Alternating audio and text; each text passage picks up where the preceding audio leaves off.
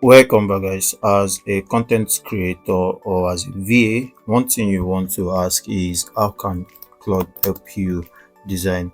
How can Claude help you design?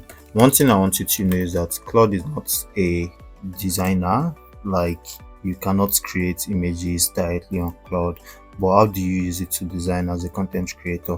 That's what we're going to talk about in this very session. So this session is all about how you can use Claude to make designs or how it can assist you in making designs.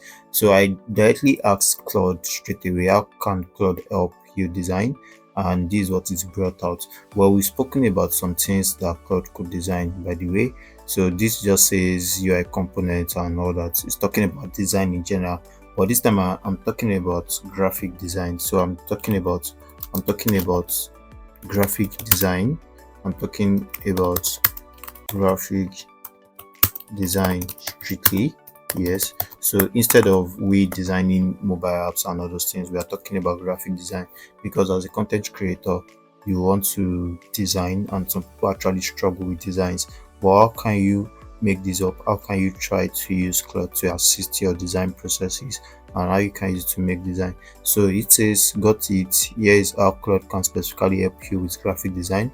So it says it can generate SVG graphics for you, logos, icons, badges, geometric illustrations, and simple visual assets rendered directly in chat. It can design poster and layouts using HTML or CSS or SVG. Another thing it can do is that it can generate color palette for you, and it can do a typography pairing for you. It can do a design brief for you, and it can actually be a mood board, describe visual direction, reference styles, and aesthetic guidelines.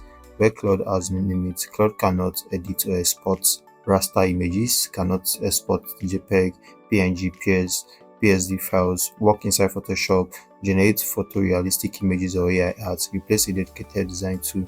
Okay, so this is where the whole point comes in. So how do we use Claude as a designer?